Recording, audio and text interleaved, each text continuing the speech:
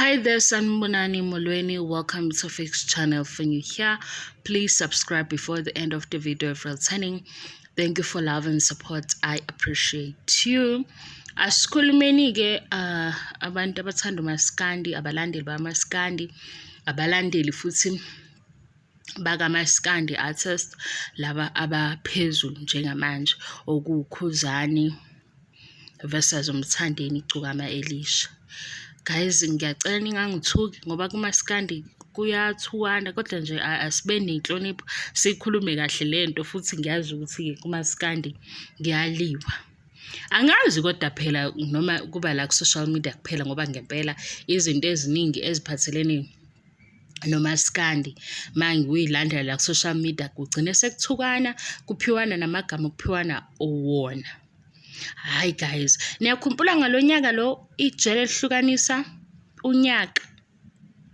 Yebo, ngasho lapha ku YouTube ngaleso sikhathi ngathi ngiyacela sisupport umculo wasekhaya, ngiyacela futhi siphakamise igama likaMaskandi. Kodwa iqiniso lithi ijele lalikhona yonke indawo, emishadweni babecula ijele, ingane ezincane zayicula ijele, ematekisini ijele, etaxi rank ijele, ijele lika Khuzani umshada kona ijele.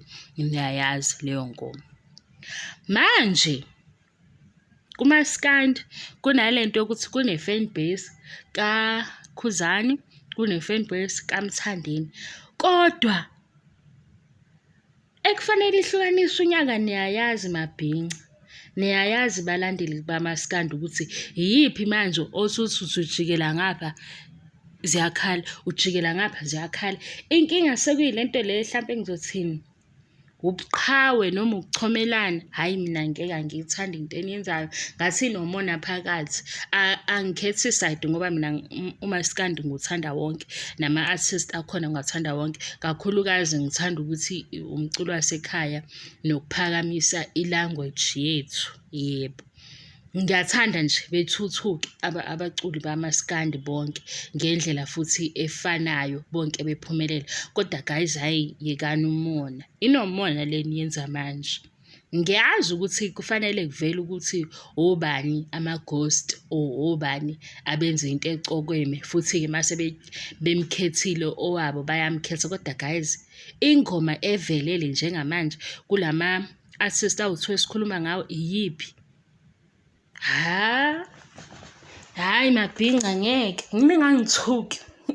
Angifuni ukukhipha ngisho ngomlomo ukuthi yiphi, kodwa niyazi. Bekunani-ke naye nenze ukuthi afike ekuhlukaniseni unyaka? Bekunani? Kube yiqiniso nje lokuthi ingoma evelele. Ijele ngalesa sikhathi kwangasiyona yodwa ingoma yamaskandi ebikhona kwi-top 10 or top 20 for the song of the year.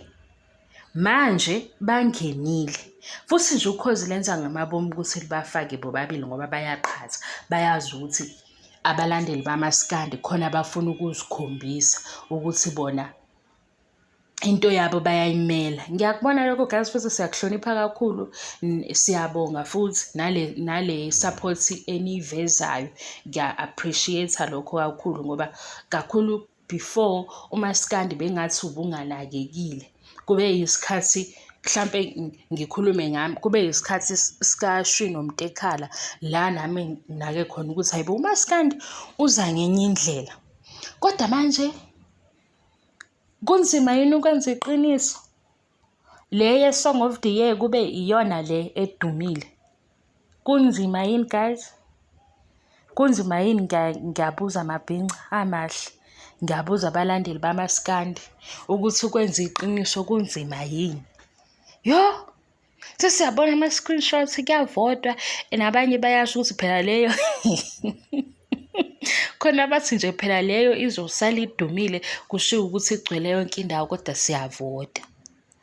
Nivotela ubumnandi bengoma noma senivotela ukuthi umlandeli esimthanda kakhulu bani? Ngiyazi ukuthi bayathandwa bobabili, kodwa iy'namba ayilingani. zabalandeli, ngiyakubona lokho. Kodwa manje indaba inokuthi iyiphi-ke evelele ingoma, iyiphi ehamba phambili. Ningangiphendula-ke kodwa futhi ukuthi iyiphi ehamba phambili kulezi eziwu-2. Yilena kaKhuzani nalena kaMthandeni, Igcokama Elisha. Kodwa kwi-Song of the Year bekungathi khona bekufanele kube iyona efanele ekuyothi noma ingena sikwazi ukuyicula. U-DJ Hlosi amahalalisela ngesikhathi sakhe, kodwa nje iculo lakhe asazange ukuthi kuthiwani. Kodwa-ke naye usisi kwakuphakama igama lakhe kuyisikhathi sakhe. Noba iculo lakhe singalazi nje kuze kube namhlanje. Into engiyikhumbulayo ukuthi kuthiwani kwiculo likaHlo, uwe wenza ukuthi ngivuke ekuseni, kodwa ngasikhona indawo enjalo. Yaba-ke i-Song of the Year ngoba abantu bavota singayazi. Bengithi ningasiphindi-ke kulo nyaka akungene sizokwazi ukuthi ingena sigide makufanele ukuthi sigide, sicule kanye nayo. Amabhinca azongihlasela, ngiyacela ningangithuki. Inhlamba nje yenza ukuthi ngiphazamiseke. Angaze ngize ngijwayele inhlamba, angiyazi futhi. Angikwazi nokuyiphendula. Kodwa i-Song of the Year akube neqiniso. Hayi kodwa ukhozi-ke nalo nobugebengu. Benza ngamabomu ukuthi befake bobabili. Ukuze phela amandla okuvota akhuphuke kakhulu. Nabalandeli laba abanye bathi bafuna ukuprove i-point.